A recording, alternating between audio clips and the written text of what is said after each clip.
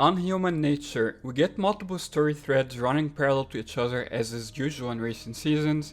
The main focus of the episode is Team Free Will's attempts to save Jack from his mysterious cancer-like illness that seems to be connected to his loss of grace from last season's finale.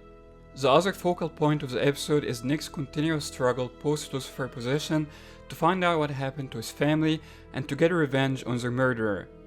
That storyline leads to a horrific conclusion at the end of the episode and a shocking return. The episode opens up with a dark and eerie scene of Nick talking to someone off camera using a vague religious language. As he continues his one-sided conversation with that person, the camera pans into the suspended body that turns out to be a body of a priest murdered by Nick and nailed to the wall. Wow, pretty dark stuff there. Lucifer's vague words indicate his current dark state of mind, how he feels about Lucifer and what he did using his body for all those years prior. Nick seems to embrace the devil and to slowly but surely be turning into him in human form. That will later play into the episode's shocking ending. We then cut to the bunker as Castiel tries to diagnose what's wrong with Jack, only to seemingly make his condition worse as Jack wakes up just to cough up more Archangel cancer blood. Castiel tells the anxious boys waiting outside the room that he basically has no idea what exactly is wrong with Jack, despite his angelic diagnosis powers. The boys go in to check on Jack only to find him collapsed on the ground with more blood coughed out. They frantically rush him to the hospital only to be faced with the boring routine of society that the staff won't just rush him in because he's that sick. As it turns out, there are a lot of similarly sick and urgent patients waiting in line. The scene goes from sad to funny as the boys struggle to fill out Jack's hospital forms, considering, well, he was born a year ago and he looks 20-something. So the boys improvise as they go. Dean asks the receptionist what can they do to get him in faster. Jack conveniently coughs up more blood and faints at that very moment, which solves that problem. The focus switches back to Nick as he tracks and meets up with a reporter who worked on the case of his murdered family. He questions her abandonment of the case as she had no more work to do basically at the time, but he still extracts some information from her regarding the officer who worked on his case. And he has suspicions that that officer could be involved somehow in the murder of his family. Actually, he could be the same person who killed his family. So he gets this information to track him down and find out the truth of what happened. Back at the hospital, the doctor tells the boys that their tests on Jack basically shows nothing wrong, but at the same time Jack is slowly dying. They just have no idea how. The boys get fed up with the doctors and take Jack home to be helped by Rowena or any other outside supernatural helps he can get. Rowena was reluctant to help Jack at first due to his ties to her previous murderer Lucifer, but he convinces her politely to check him out. Rowena works her magic on Jack and reaches the obvious conclusions that Jack is dying from his lack of grace, and that he needs Archangel grace to save him. Meanwhile, Dean starts having episodes of random blurry vision that definitely does not seem at all connected to Michael. We get back to Nick's adventures into darkness as he goes into an alley outside a nightclub, waiting in his car and stalking his next prey to murder just for fun. A young girl walks out the club to talk on her phone. He creepily approaches her and freaks her out, but she changes her mind and decides that she likes him and invites him in the club to talk to her friends.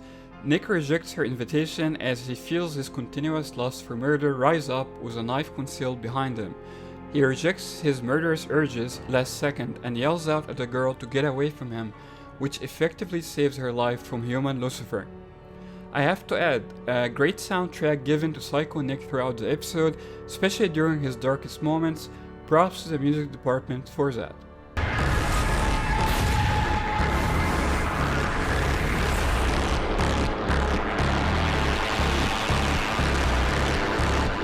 Meanwhile, back at the bunker, Daddy Dean brings something for Jack to eat and calls it carbs.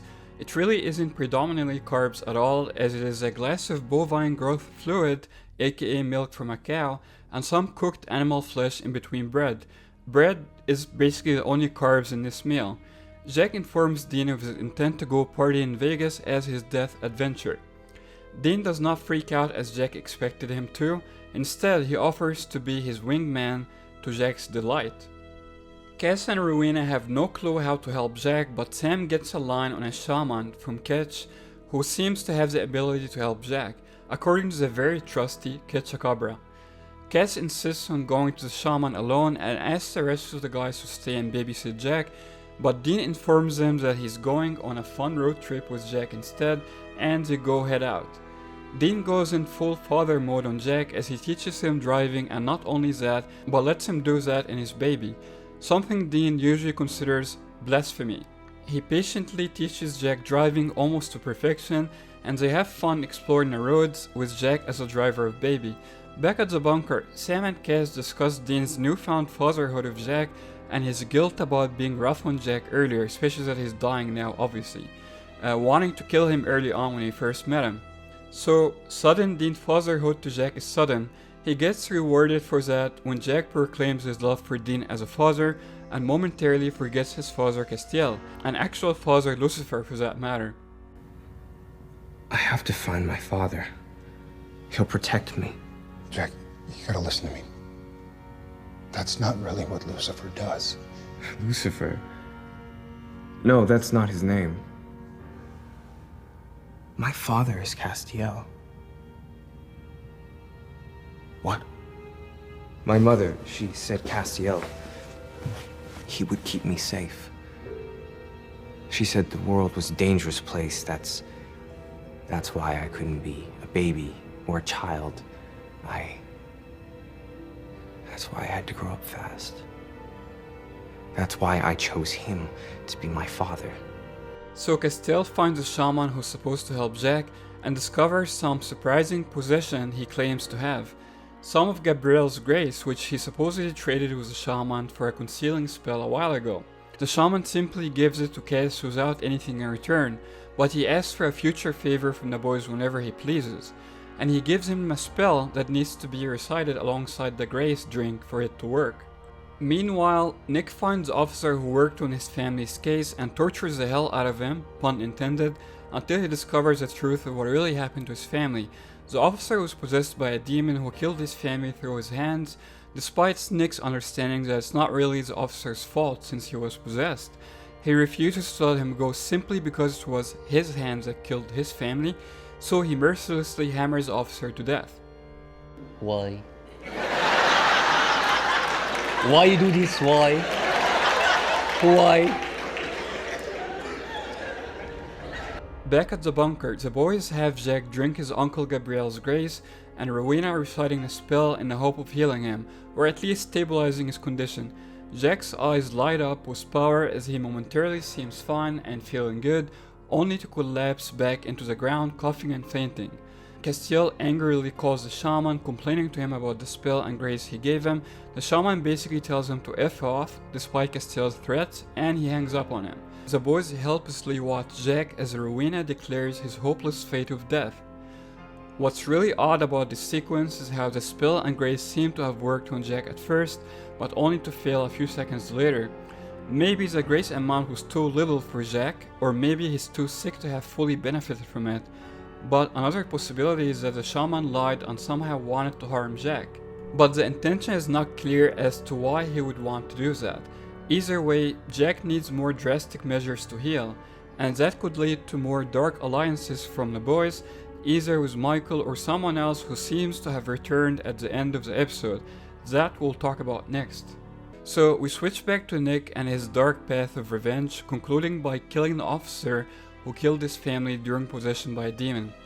He pleads that he still has darkness in him despite getting his long-awaited revenge, and despite thinking he would let the darkness inside him go once he achieves his revenge. That hasn't actually happened, as he's still filled with anger and hate potentially towards humanity overall, not unlike his master and longtime possessor, Lucifer. We don't exactly know if he's just talking to himself out loud at first, or is he actually calling someone, until a few moments into his pleading. Then it becomes increasingly clear that he's pleading or praying to someone, not to God, but to the devil. As Nick continues to plead to the dead Lucifer to rise and take over him again, we see a Terminator-style Lucifer rise from the empty and start forming in shape from the dark matter. As Nick concludes his satanic prayer, Lucifer's bright red eyes light up in his dark T-1000 Terminator body. Lucifer is back with a vengeance, as a Terminator this time. Of course, the big question here is how could a mere human resurrect a dead Archangel from the empty?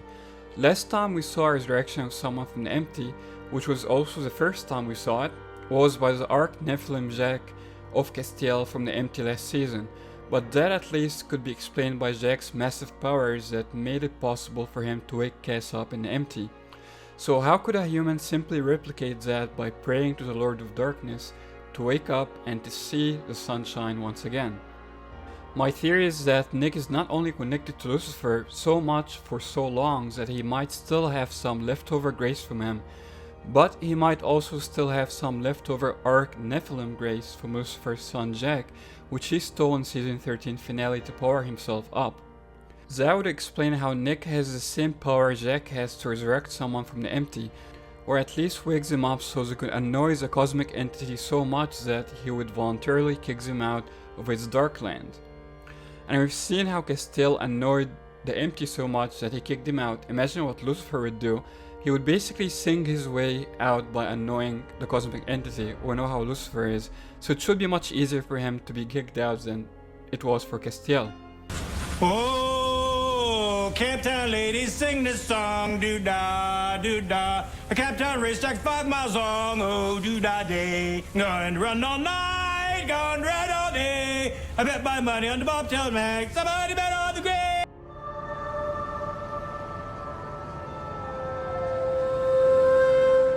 Cass, is that really you? No. You're dead. Yeah, I was. But then I annoyed an ancient cosmic being so much that he sent me back. I don't even know what to say.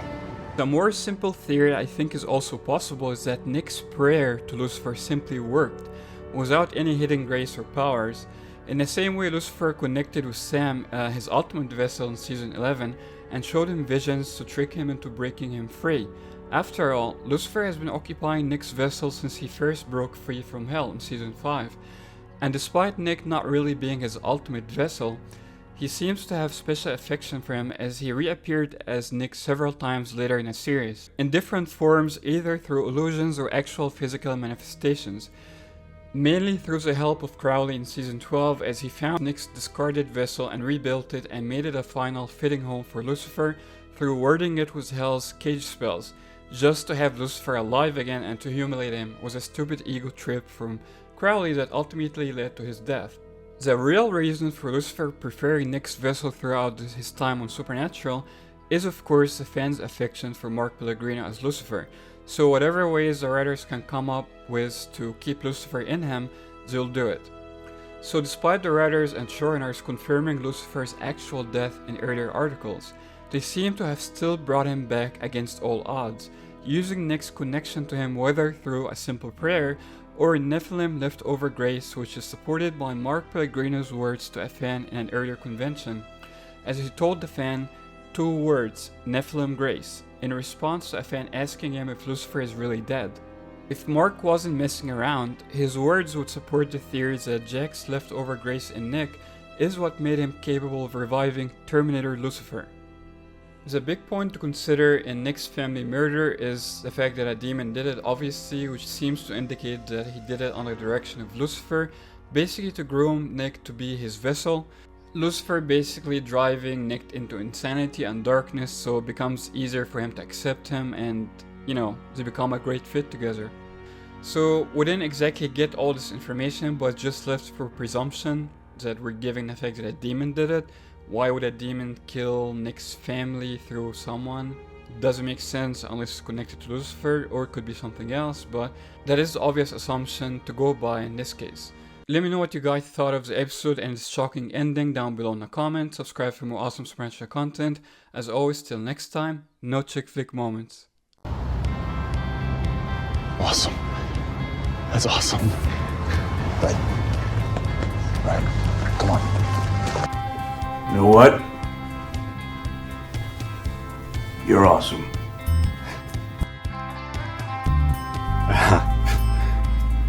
Thanks. You too, I guess.